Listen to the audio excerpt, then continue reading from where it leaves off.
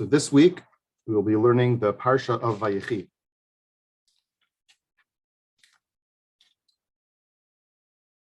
In the Sefer of Bereshis, we've learned about the various struggles and life stories of our ancestors, the Avos, Avram, Yitzchak, and Yaakov, how they were able to overcome many difficulties through digging deep into their inner character and their soul.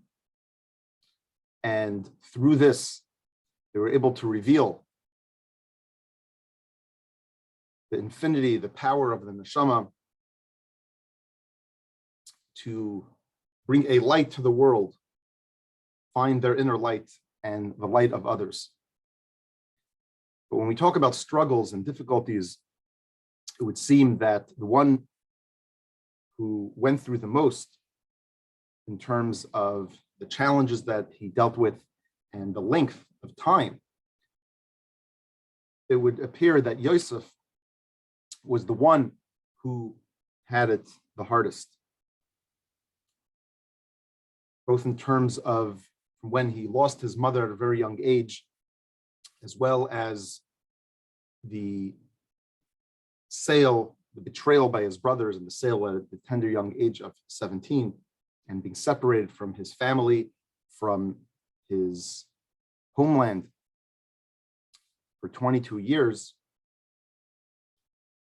And nevertheless, he is able to overcome all of those setbacks, all of those difficulties, and be a most successful and accomplished of all.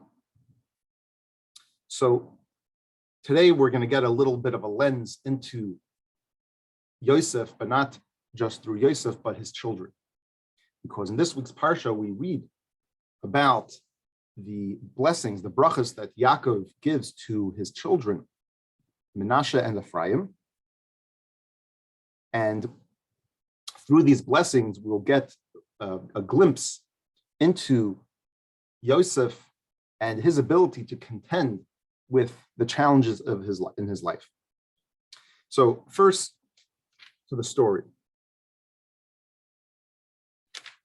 Yaakov has been living in Mitzrayim for 17 years upon his reunion with Yosef, and the day of his passing approaches.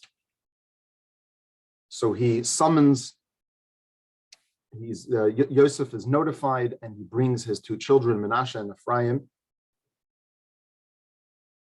to meet their Zayda and be together with him before he passes. And Yaakov decides that he wants to give them a special blessing. So in the Parsha of Vayechi, it's Perek Memches, chapter 48, and it's Pasuk Yud Gimel. Vayikach Yosef Ashneim es Ephraim bimino mismoil Yisrael bes Menashe besmoile mimin Yisrael vayagish elav. So Yosef presents his two children, Menashe and Ephraim, to Yaakov. He places Menashe, who is the Bechar, who is the firstborn, to the right.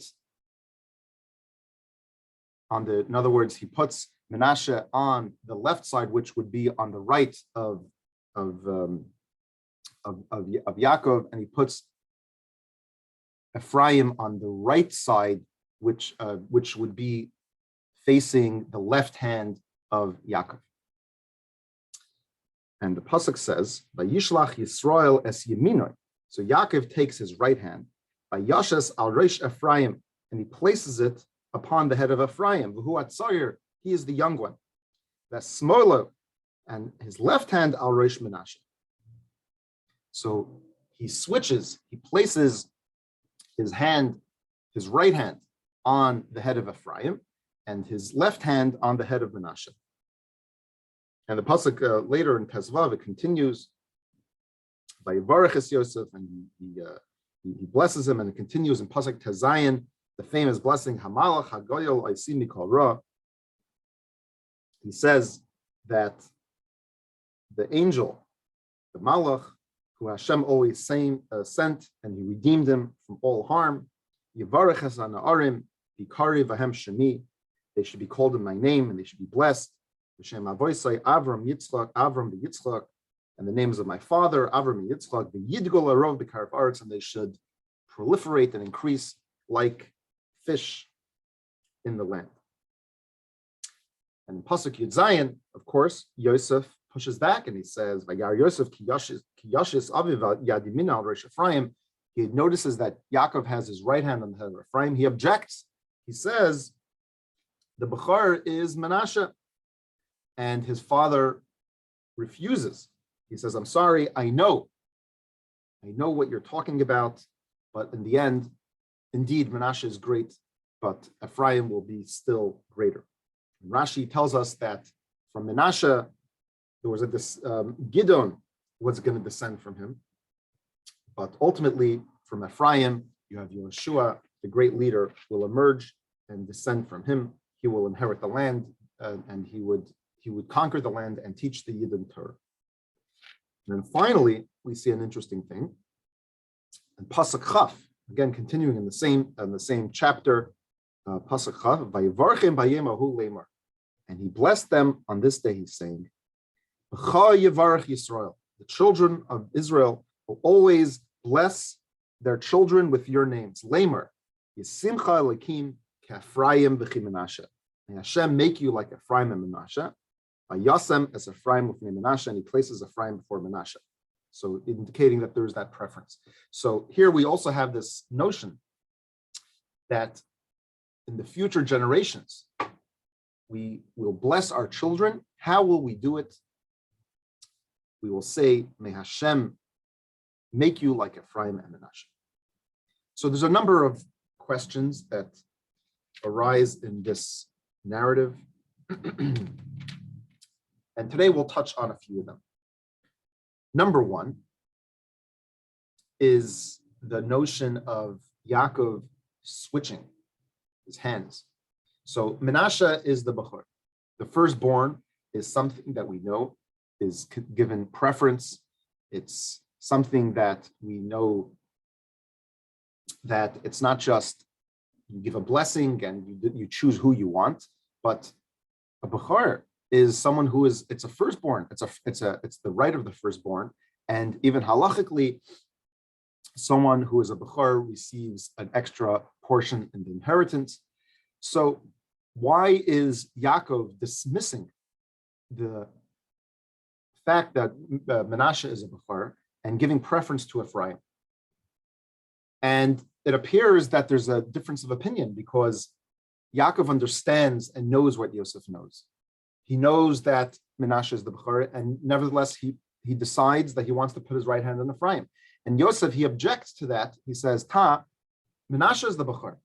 So there seems to be two different perspectives as to who should be receiving the right hand of Yaakov, which the right hand ostensibly is the signal of the more preferred hand. The hand indicates chesed, it's the kindness over the left hand. So what was Yaakov's perspective and what was Yosef's perspective? And in general, we see this idea of blessing children.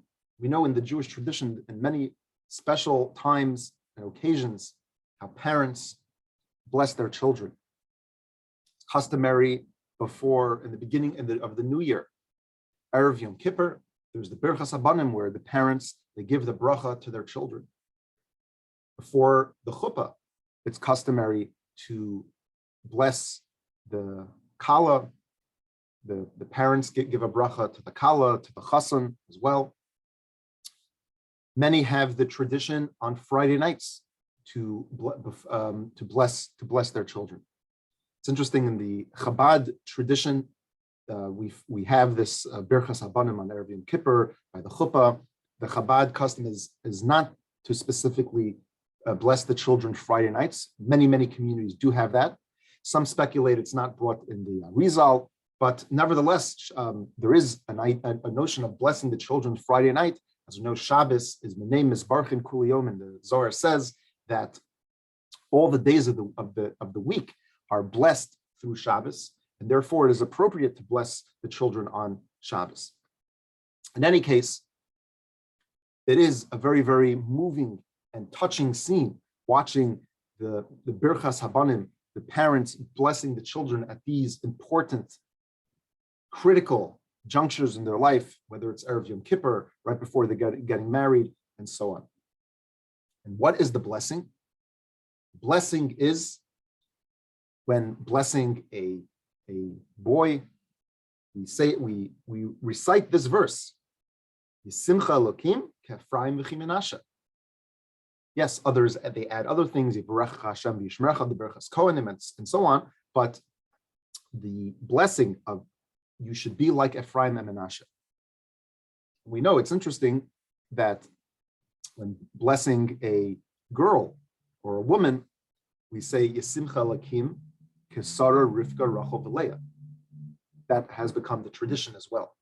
So it seems that there is a disconnect, or at least when we look at the bracha that's given to the women and the bracha to the men, we do not see the parallel. One would think, just as we say, Yisimcha Elokim k'Sara Rivka Rachel v'Leah, so we're benching our children. What is our dream? What's our hope? What do we want them to live up to? What's the aspiration? We say you should be like the Amos. They are the model, the paragon of excellence in every aspect in life. And halavai, if only my child, my daughter, would live up to Sarah, Rivka, Rachel, v'Leah. So one would think that the same would be true when benching a boy or a man. May you be Yisimcha Elokim k'Avram, Yitzchak, v'Yaakov, perhaps, like the Avos. But we bypass that whole generation, or several generations. We bypass the whole era of the Avos, and we say, you know what? Yisimcha Elokim k'Ephraim v'chi Menashe. Now, I'm not sure if the question is on the minhag. Probably not, because the minhag it traces back to Yaakov. So Yaakov is saying, Ephraim and Menashe, I'm blessing you that for all the generations you are going to be the model, and you are going to be the level to which everyone aspires to. He didn't say, I'm blessing you, Ephraim and Menashe, may you be like Avram and Yitzchak, like my father and my grandfather.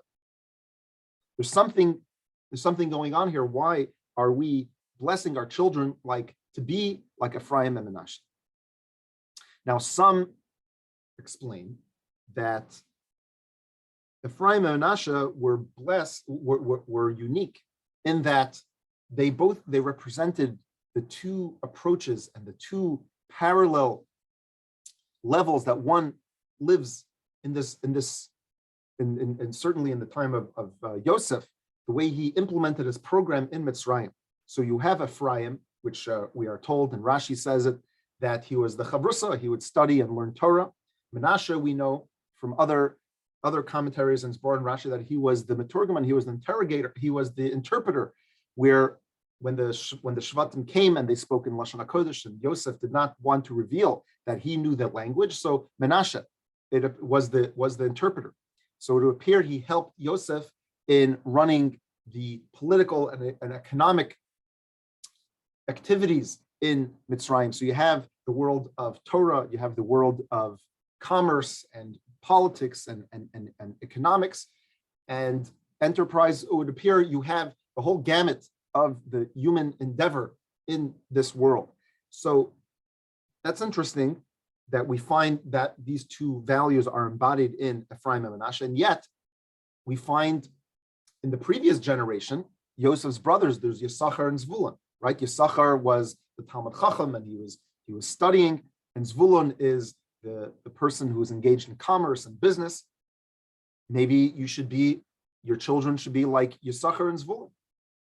There's another interesting explanation. What was unique about Menashe and Ephraim was that, and perhaps we mentioned in a previous week, that until this point, throughout Bereshis, we read about many, many brothers, many siblings. starting from the beginning of creation, Adam has Cain and Hevel. And then you read about Noach's children, Shem, Cham, and Yafes, and Avram. He has two children, Yitzchak and Yishmael. Yitzchak has Yaakov and Esav. Then there's Yaakov has the children, the Shvatim and Yosef. You look at all of these generations, you read about the siblings. And over time, we read about sibling rivalry. In every family, there's conflict. But it appears, at least, there's a decrease in the tension and in the severity of the conflict. It starts out at the worst. Cain and Hevel, it ends up in murder. Cain kills Hevel. And we go to the next generation, and slowly but surely over time, Yitzchak and Yishmael are two diametrically opposing worldviews. Even Yaakov, and he seeks to kill him. Esav wants to kill Yaakov. But over time, there's reconciliation. Yaakov and Yosef and the Shvatim, they attempt to kill him, then they decide to sell him in the end. But that too leads to rehabilitation and reconciliation. The conflict is resolved.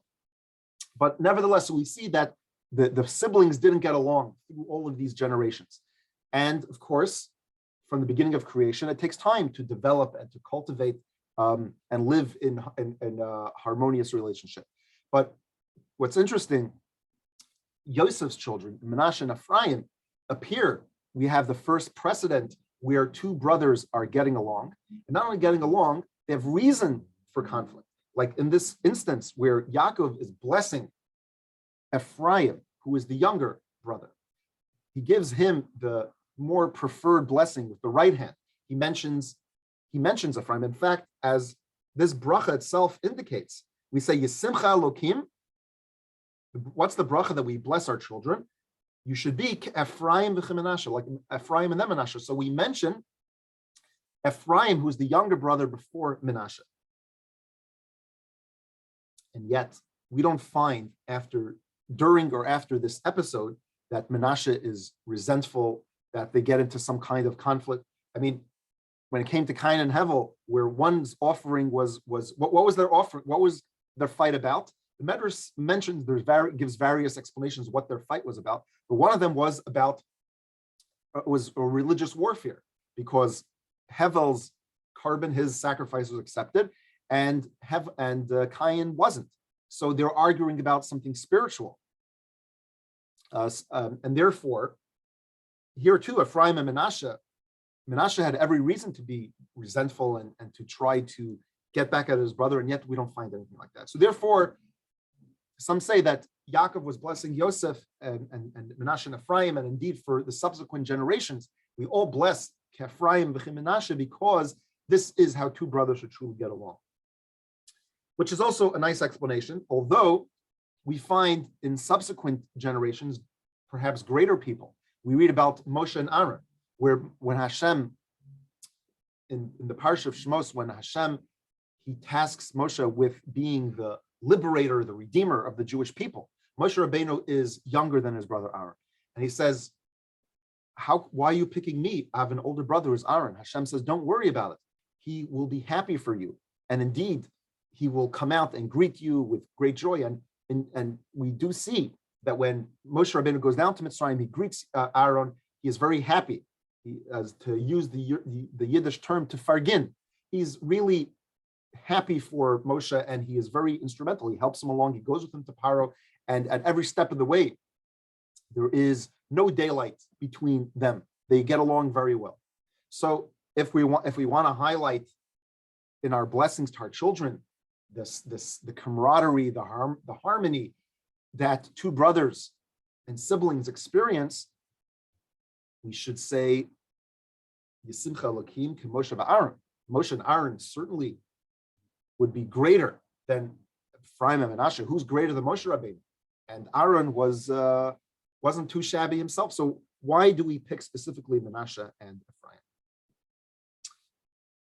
So we need to first explore, as we know, the name.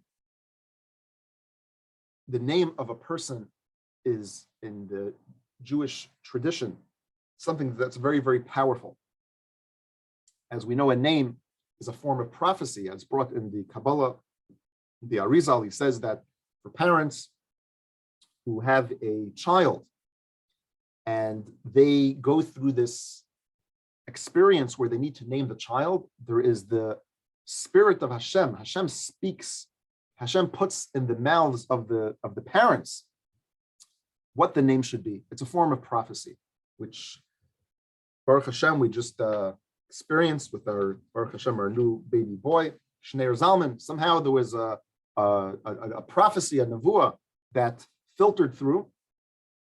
And clearly, we must say that if the name of a person comes via the prophecy, Hashem puts the name in the mouths of the parents, it must be, we don't find that by many things.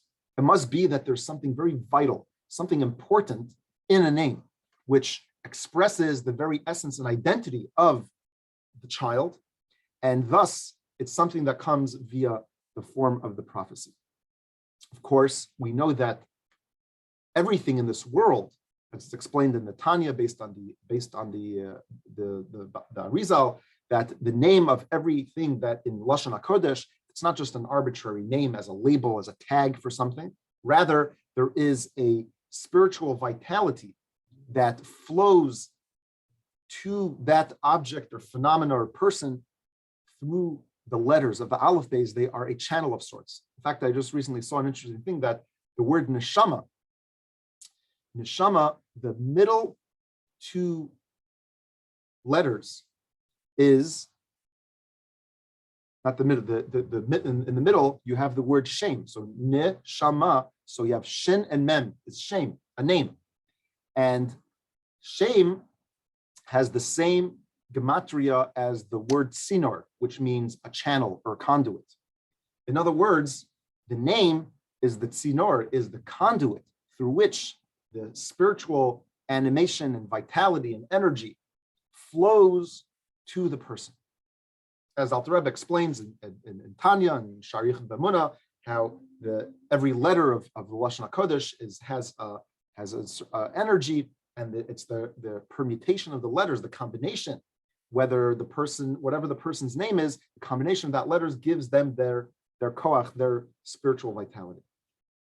In any case, we therefore can analyze every person's name, and not just necessarily the gematria, but even the meaning of the name also thus reflects and conveys something about that person in something that is very, very significant. So we need to analyze the names of Yosef's children, Menashe and Ephraim. When Yosef was in Mitzrayim, now to take a step back and to connect this to our question, ultimately, we're going to go to the end and then work back. We asked the question, why are we blessing our children? That they should be like Menashe and Ephraim. So what we're going to, the point of the answer is that what was unique about Menashe and Ephraim, as opposed to the previous generations, we don't bless our children, be like Avram, Yitzchak, Yaakov, like the Shvatim, even like Yosef. We say Menashe and Ephraim. This is the first generation that grew up in Galus. But not, well, you're going to say, hang on a second. I know the Shvatim, Yaakov went to Haran and he had the Shvatim. True, he did have the Shvatim, and they, at least for their younger years, they grew up in Haran outside of Eretz Yisrael.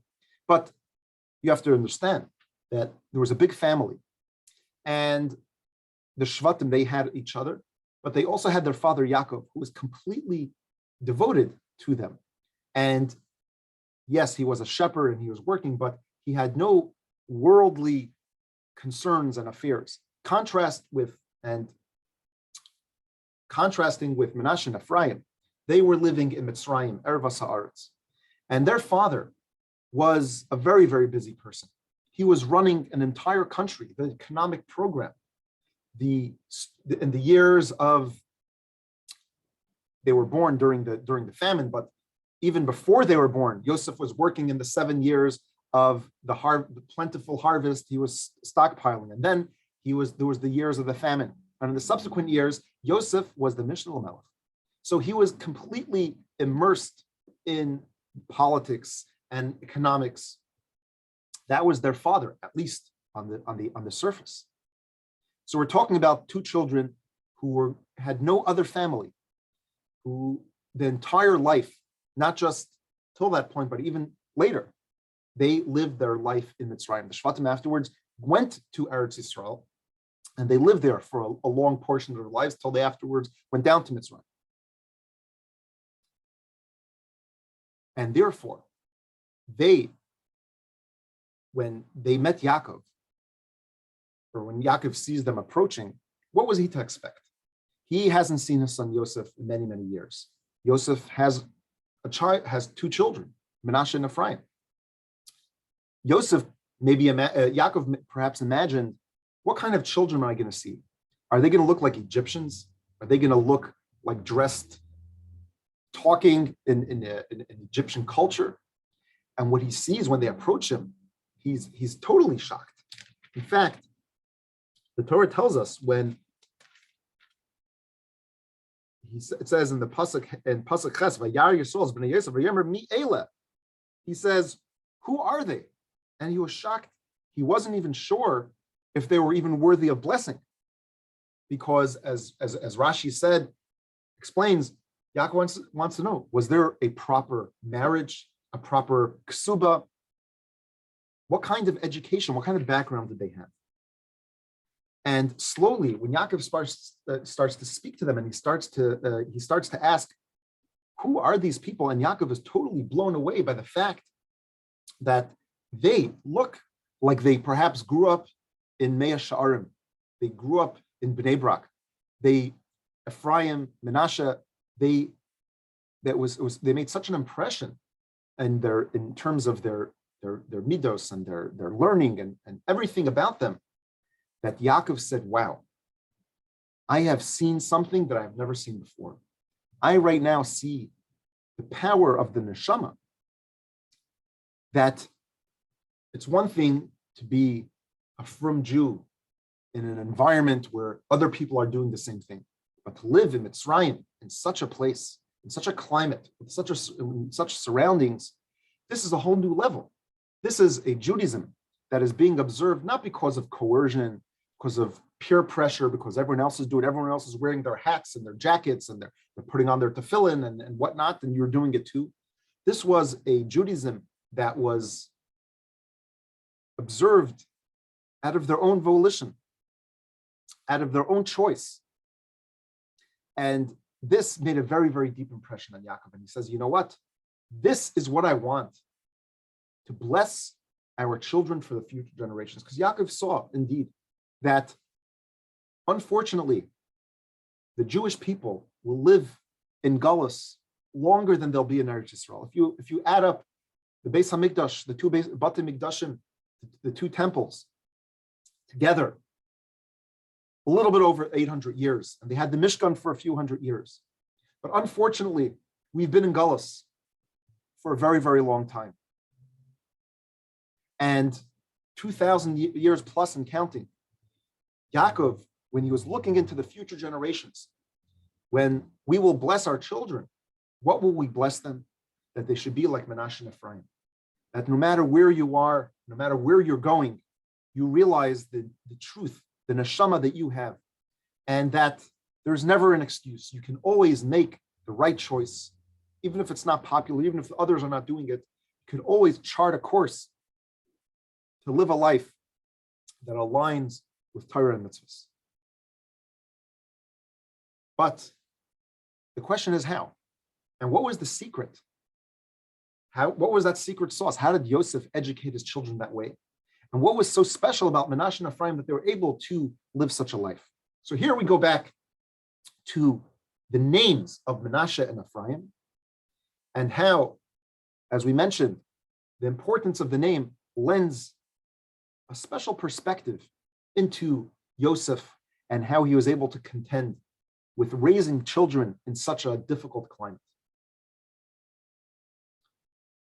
Yosef, being, as we mentioned before, far away from his family, and living in such an environment. On the one hand, when you're far away from your family, it's easy over time, inevitably, to forget about the good times, about the good memories and experiences that you have. So, not just the memories of sitting around on Friday night with your family, but also the Jewish values, the values that you were taught by your father. As we know, Yaakov taught Yosef, they learned together. All of those Jewish values. So maybe after 1 year, 2 years, but over time, the memory begins to fade away. And once you forget where you come from and your roots and your background, you slowly can unfortunately acclimatize to the environment, the milieu that you're living in. So the first thing that Yosef had to do, he had to fight. He had to really struggle to remember his background, to remember his homeland, to remember his family, to remember his father. The first name that he names his child is Menashe. That personifies that struggle and battle. What is the meaning of Menashe? So it tells us in the Parsha of Miketz, when he has his two children, so the Torah says, this is in Perek Mem Aleph, Pasuk Nun Aleph, Vayikra Yosef Hashem Abchar Menashe. Yosef, he names his first child, his firstborn, Menashe. Why? Ki nashani Elokim es kol hamoli. Because Hashem caused me to forget. Nashani meaning to forget all of my hardships, ves kol beis avi, and the house of my father. In other words, there is the ability, there is the possibility to forget, beis avi, to forget your family. Now it's interesting, the word nashani, it may jog your memory because the word nashani is similar to another word that you may remember in the Parsha Vayishlach, when Yaakov, he battles the supernal angel, the Sari Shal Esav, and at the end of the battle, he dislocates Yaakov's hip, the joint by the hip, and it's known as the Gid Hanashe. And because of that injury that he suffered, it is customary till today that we don't eat from the Gid Hanashe. And what does Gid Hanashe mean?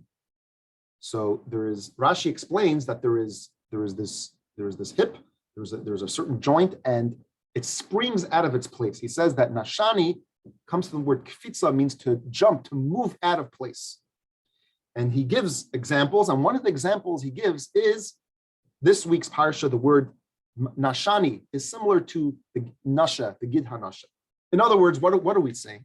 That being in, what's the etymological relationship between nasha and nashani, and in the context of forgetting, that because Yosef is in Mitzrayim for a long time, it causes him to, the memories and his experience, they jump out of the place. It causes him to forget, to become detached, disassociated from his roots. So what does Yosef have to do? He needs to fight. He needs to struggle to remain connected, to feel, and he constantly yearns, and he talks about to his children. He would say, you see, I'm Yosef here, and you see the whole dress and garb of royalty. This is not who we really are. You should know many, many years ago, I was a nice little boy, and I was with our family in Eretz Yisrael, and you should know that we used to have Shabbos, and we used to have Kiddush, and we used to have all these beautiful traditions. So he had to, while being in Galus, he would yearn and he would long for the days that things were good still in Eretz Yisrael, and not to get schlepped into the enticements and the seduction of the glimmer and the glitz, the glamour and the glitz of Mitzrayim, and all the prestige and royalty that he was able to achieve. So in short, what is Menashe? Menashe is the person who is in a very, very difficult situation. They're yearning and remembering this is not our place, this is not where we belong. And they try not to forget where they came from, which is very, very important in maintaining your identity and your integrity. But Yosef did more than just remember where he came from. He did something more. He was very, very successful. He was very, very accomplished in every phase, whether he was by Potiphar, when he was in prison, and certainly when he became the Mishnah Melech, how much he was able to accomplish.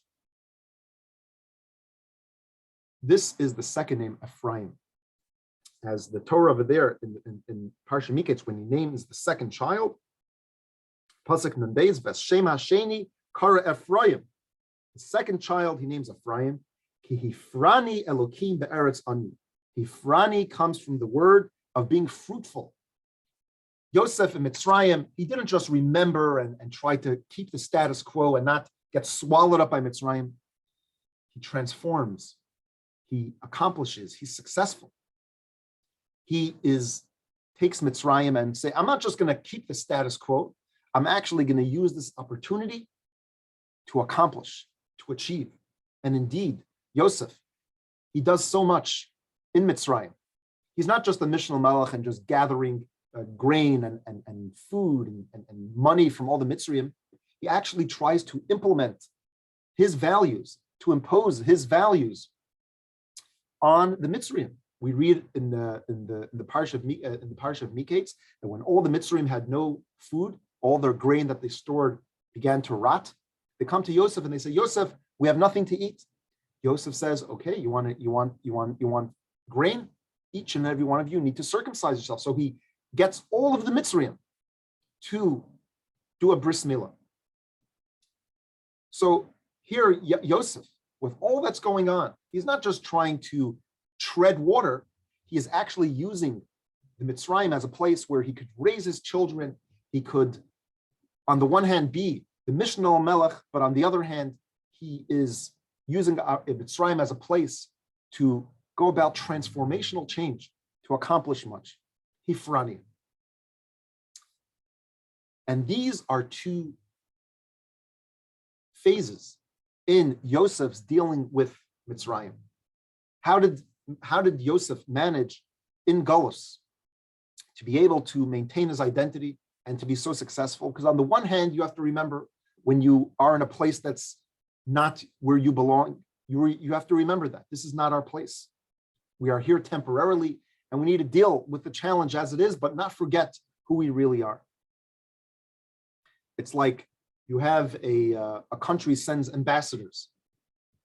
The U.S., Canada, they send one of their citizens, and they become an ambassador in another country. So they live there. They have a residence. There's an embassy, and they need to speak the language of the people there to be able to communicate. But the ambassador always knows that no matter what they're discussing and what they're talking about, and sometimes they'll go to events and they're eating the food and they're dressing different clothes, but they remember they're not a citizen of that country. They really represent another country. And imagine if an ambassador will sometimes think they're living in a country and this is my place. They forget that they're really there on a mission. And Yosef always remembered that I'm here in Mitzrayim, but really I come from Eretz Yisrael. But just remembering that wasn't enough. He knew that he's here for a purpose. He's here to take darkness and transform it into light. And therefore, number one, going back to the question, why did Yaakov switch his hand? He takes his right hand and instead of putting it on Menashe, he puts it on the head of Ephraim. Because Menashe and Ephraim each are very, very important approaches and steps in the process. When being in a foreign land and seeking to maintain our identity, Menashe is critically important. Menashe is actually the Bechor. He is the firstborn because in order to be the Ephraim, you first have to have the Menashe. You first need to remember who you are and you remember your background, you need to remember your roots and not to forget. That struggle not to forget is very, very important. Therefore, in the order of the way they were actually born, that is to say, the way things play out here in this world, Menashe precedes Ephraim.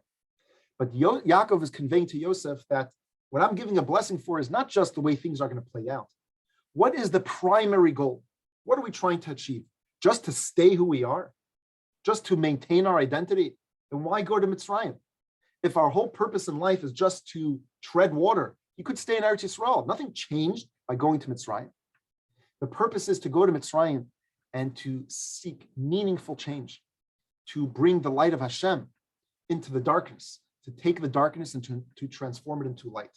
So Yaakov blesses Ephraim with the right hand because the primacy, the emphasis here is that ultimately Menashe leads to Ephraim. And therefore, when we want to bless our children, what do we say? Yisimcha Elokim k'Ephraim v'chi Menashe. Because each and every one of us, it says, Noe Katzon Yosef, each and every one of us, of the Jewish people are like Yosef. We are in Galus. And there's a big question in many, many Jewish communities and many Jewish circles. How do we deal with Galus? Of course, we know we want to be in Eretz Yisrael. That would be the ideal. But for various reasons, we find ourselves where we are. And some say, we go into Galus, we need to fight to maintain our holiness, our purity, and our identity. We'll pull up these big ghetto walls, we'll lock ourselves up, and we're going to talk about how things used to be in the good old days, in the shtetl and in the Haim, the way things were in Russia, whether it was in Poland, whether it was in Lithuania, in the good old days. And we try to replicate that here in Galus. That is the path of Menashe. It's very, very important to remember the ancestors and the tzaddikim and the righteous people and pine and yearn and long for those days. But a deeper level, the Rebbe is teaching us here is that it's not just enough to stay and be who you are, not to change. We have to be Ephraim. We need to Hifrani. We need to see the reward. We need to see how being in Galus allows us to be fruitful, to multiply, to transform, to achieve, to accomplish. I was reading a fascinating little story. Years ago in Eretz Yisrael, there was a group of Bachrim who were in yeshiva, and at that time, many of the Russian Jewry, they had left communist Russia, the communism fell, and they emigrated, and they sent a group of Bachrim in one of the settlements to visit some of these new immigrants and to speak to them, to see if they could inspire them. As for many years, they were living in Russia under communist rule with no Jewish infrastructure. And many had lost and forgot or never even knew about their identity. And many who came to Eretz Yisrael slowly, that little ember, that little glimmer of Yiddishkeit, after sending various undercover missions, and somehow they were able to kindle a spark in many of them. And there's this group of Bachrim, they go to one of the settlements where these new immigrants were living. And one of the Bachrim, he approaches one of the people who looked like an elderly person. And this fellow says to them, "Are you Hasidim of Chabad?" He says, "Yes, I am." So he gets very, very emotional. He says, "I want to tell you something. You have to understand, when we were in Russia, things were very, very difficult. When I say difficult, I'm not talking about what you guys think is it's difficult. There was absolutely no Yiddishkeit at all. And merely just meeting together could right away be a sentence of 25 years in Siberia.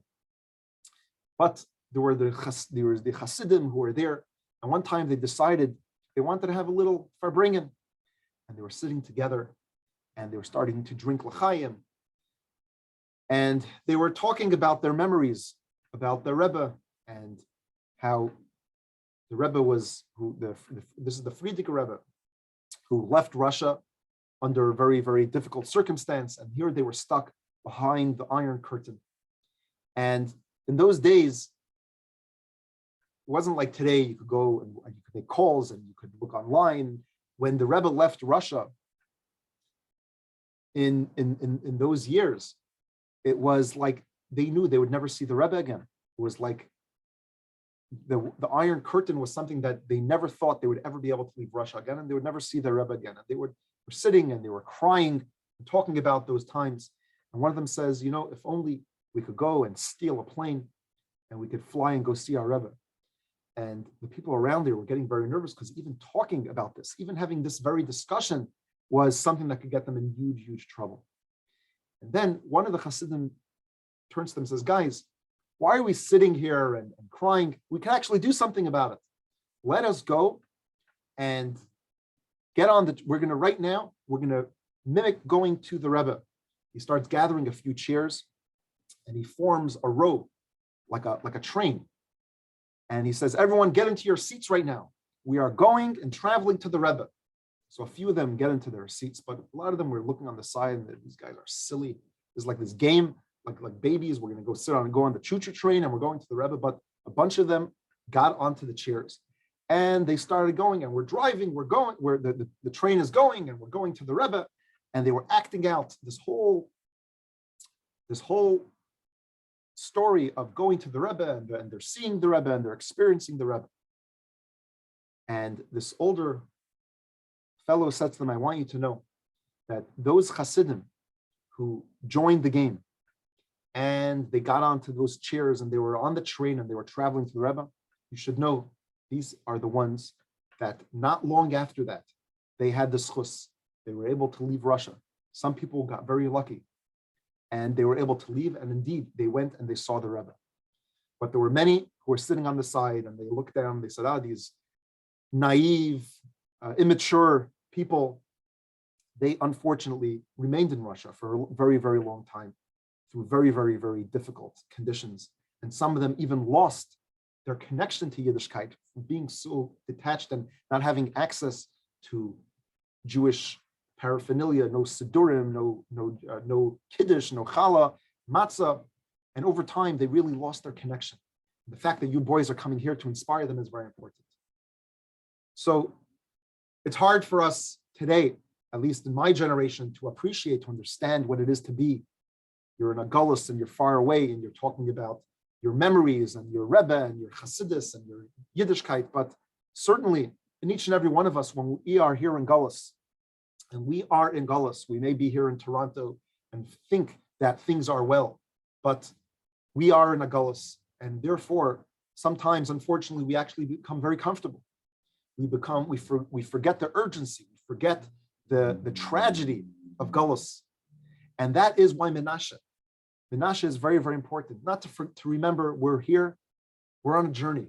This is all temporary. Everything that we have, the comforts of life and our stores and our schools and our homes, all of that, it's transient. And we should always remember that we may be here in gullus, and we've been here for a very long time, but Mashiach is coming imminently. We have to urgently and anticipate the arrival of Mashiach, that will be coming any moment. And look at all of this as temporary. That is the avoda of Menashe, which is very important. But on the other hand, there is the process of Ephraim, which is equally and perhaps even more important. It's not just enough to remember and say, this is not our place, and we want to go back to Eretz Yisrael, we want the Beis HaMikdash, but at the end of the day, we are here in Galus. We're here now. We need to embrace every single moment that we are here to accomplish, to do, to achieve. As we know, in the Hebrew word, the word nisayon means a test and a trial, which can be very, very difficult. But the word nisayon also contains the word nes, which is a miracle, but also it means banner. That is to say, through going through the nisayonot, the trials and the tribulations of the galus, we are able to elevate, to raise ourselves up to a much higher level. We use the opportunity that we have here in galus, Ephraim, to be fruitful, to be able to use every encounter, every opportunity, every person that we meet, everything that we do as an opportunity to introduce the light of Hashem into the Gullus, to transform the darkness into light. And may indeed we merit that our children, our students, to be like Menashe and Ephraim, to be able to navigate the difficulties and the challenges of this Gullus, to not only not forget, but also to transform the darkness into light and to bring the light of Mashiach, may be speedily in our days. Amen.